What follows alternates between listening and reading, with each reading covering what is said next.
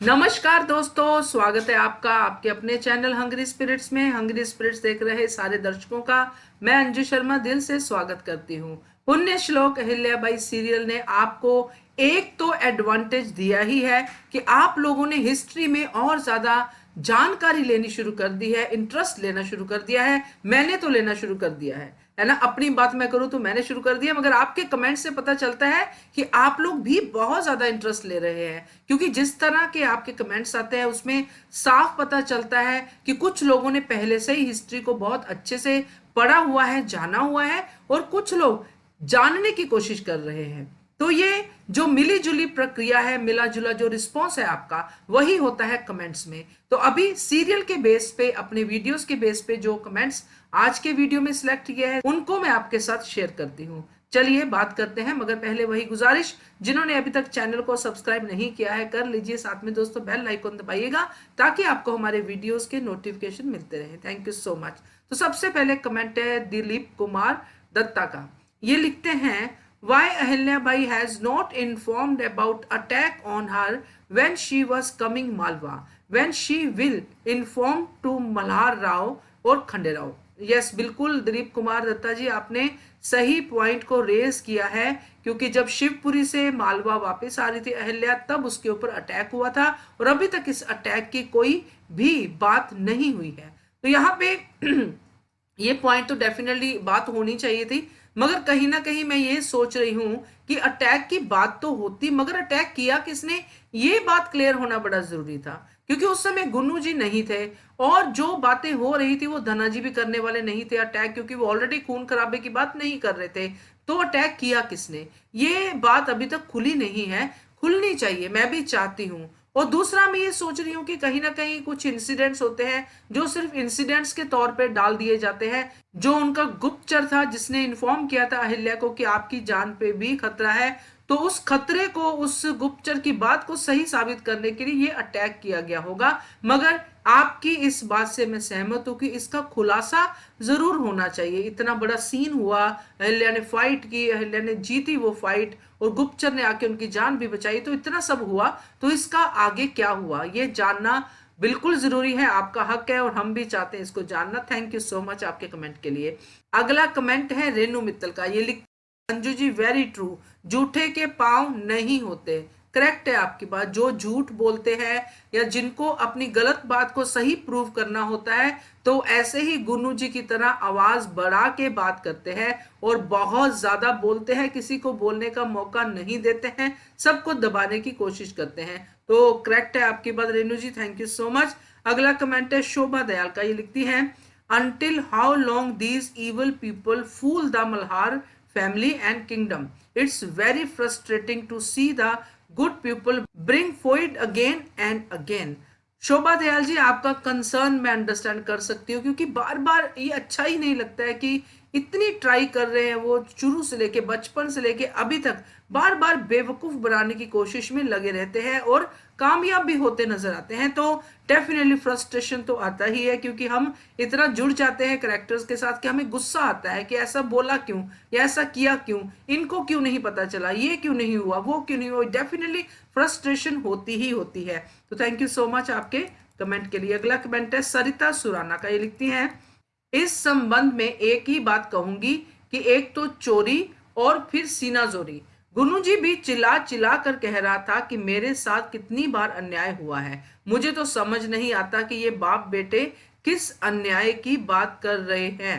तो सरिता जी, ये बाप बेटे जिस अन्याय की बात कर रहे हैं ये उन्होंने खुद के साथ ही किया है।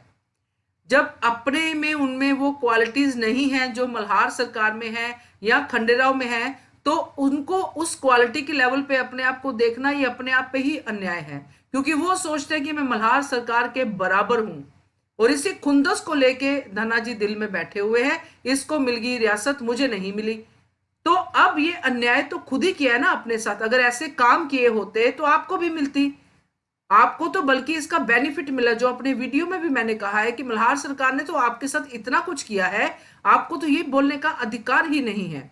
गुन्नू जी को साफ साफ पकड़ लिया था, जो जमीन वाला मामला है, उनको थोड़ी सी सजा देके, उनको पद से बर्खास्त करके, वो सजा देके उनको बाद में छोड़ दिया गया। तो ये क्या है, ये उनकी बड़प्पन ही तो है। बाकी लोग, हम लोग भी इस बात को बोलते रहे कि ये अन्याय है, ये ऐसा नहीं होना चाहिए। तो ये अन्याय था मल्हार सरकार का हम लोगों की तरफ, उन लोगों की तरफ जो मालवा में है। तो इनके साथ तो अन्याय क्या हुआ है, ये तो पता नहीं किस चीज की दुहाई देते हैं। तो डेफिनेटली ये बात मेरी भी नजर में थी कि ये जो बोल रहे हैं वो क्या बोल रहे हैं, इनको खुद भी समझ में नहीं आ रहा है। तो खैर, आपने भी इसके ऊपर थोड़ी रोशनी डाली है, तो थैंक यू सो मच। अगला कमेंट है वीना कुंद्रा का, ये लिखती हैं, वैसे तो मल्हार राव का बहुत नाम है, पर धना जी ने इतने कारनामे कर लिए हैं पर पकड़ा नहीं जाता। अब अहिल्या ने इतनी सूझबूझ से धना जी को सच सामने लाया। अब अहिल्या ने इतनी सूझबूझ से धनाजी का सच सामने लाया, लेकिन मल्हार राव की ढिलाई से वो फिर भागने में कामयाब हो गया। फिर गंगोबा बैलगाड़ियों की तलाशी के लिए खड़े थे, फिर भी किसी को पता नहीं चला, वो फिर भाग गया। एक ही तरह की स्टोरी देख देख कर बोर हो गया है। तो डेफिनेटली वीना जी, आपकी बात सही है। बार बार भागना, बार बार निकल जाना, स्थिति से अपने आप को बचा लेना, डेफिनेटली बोरियत होती है। कुछ डिफरेंट टाइप से ट्रैक बढ़ने चाहिए, जो हिस्ट्री में है वो अच्छे से और सामने आना चाहिए। तो ये बात आपकी बिल्कुल मैं मानती हूँ, सही है। और अगर ऑडियंस को ऐसा लग रहा है तो जरूर चेंजेस भी होने चाहिए, ये बिल्कुल मैं मान के चलूंगी, क्योंकि हम लोगों के लिए, आप लोगों के लिए ही ये सब बनता है, ये सब हम लोग ही देखते हैं। और हमें ही अगर नहीं लग रहा है, फ्रस्ट्रेशन हो रही है, तो डेफिनेटली चीजों में सुधार होना चाहिए। तो वैसे आपने जो लिखा है, मल्हार सरकार के पकड़ से दूर धना जी हमेशा ही रहा है। और जैसे इसने अहिल्या देवी ने पकड़ा है उनको, तो उनके पकड़ने के बाद उन्होंने, जैसे मल्हार सरकार ने दरबार में कहा कि जान जोखिम पे लगा के अपनी एक वीर योद्धा ने सीमा के अंदर सुरक्षा की है। जब इतना सब है तो फिर आपको भी ढिलाई नहीं बरतनी चाहिए थी मल्हार सरकार। आपको भी उस कैदी को पूरे इंतजाम के साथ जो भी आपको करना था वो करना चाहिए था, आपको नहीं बरतनी चाहिए थी। मैं बिल्कुल आपकी बात से सहमत हूं, इसलिए मैंने अपने वीडियो में भी ये बोला है कि नरमाई का जो है उन्होंने अच्छे से फायदा उठाया है। तो ये नरमाई बरतनी नहीं चाहिए थी। Thank you so much. अगला कमेंट है अनु मन्नू का, ये लिखती है, just wondering why are they not keeping an eye on Gunnuji, someone should have followed him to see where he was going, but they never do such thing. Their soldiers never been able to catch anyone. Is not that strange? Definitely strange है Anu ji, definitely strange है। क्योंकि अगर गंगूबात तात्या की बात लें तो उन्होंने अभी तक क्या किया है, मुझे तो नहीं दिखा है अभी तक। जो भी काम उनको दिया गया है कभी पूरा हुआ नहीं है। और डेफिनेटली आपकी बात से मुझे भी थोड़ी सी ये क्यूरियोसिटी जागी है कि ये चीजें अब इतनी रिपीट नहीं होनी चाहिए, अब थोड़ा सा अलग भी होना चाहिए, सच्चाई के साथ भी थोड़ा अब जुड़ना पड़ेगा। तो गुन्नू जी के बारे में डेफिनेटली हमने तभी ये चीज डिस्कस भी की थी कि अब गुन्नू जी के बारे में खंडेराव को इतना कुछ पता है, उनको शक है। जब शक है तो उस शक के बिना पे आपको तहकीकात अपने तरीके से शुरू कर देनी चाहिए थी।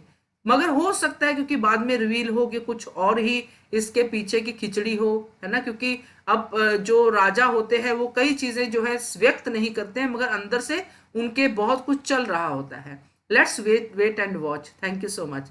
अगला कमेंट है सुमन चावला का, ये लिखती है, अंजू जी एक बात समझ नहीं आई, जब महल है करा कर भी सजा के लिए जंगल के रास्ते से क्या मतलब। मैं जो आपके कमेंट को समझी हूँ उससे आप ज्योग्राफी की बात कर रही है सुमन जी, जितना मुझे समझ में आया है कि महल, और जितना हमने ज्योग्राफी सीरियल के हिसाब से समझी है कि वहीं पे तो है, वहीं पे तो रहते हैं धना जी, तो ये जंगल का रास्ता क्यों लिया। तो ये थोड़ा हो सकता है डायरेक्टर ने लिबर्टी ली हो इस ट्रैक को आगे बढ़ाने के लिए, यही इसका जवाब है मेरे पास। और मैं इसके ऊपर कोई बात कह नहीं पाऊंगी आपको, क्योंकि मैं भी इस बात को पढ़ के, आपके कमेंट के बाद पढ़ने के बाद मुझे थोड़ी हंसी भी आई थी कि यस आपकी बात सही है।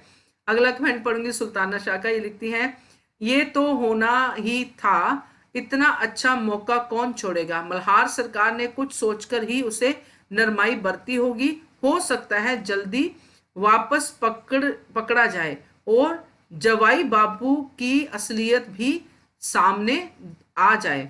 Let's see wait and watch. Yes, मैंने अभी अभी यही कहा सुल्ताना जी, जो आपने लिखा है कि यस, क्या पता कि राजा के दिमाग में क्या चल रहा है, शायद वो इसके पीछे के सूत्रों को पकड़ना चाहते हो, क्योंकि गुन्नू जी का नाम उन्होंने नहीं लिया।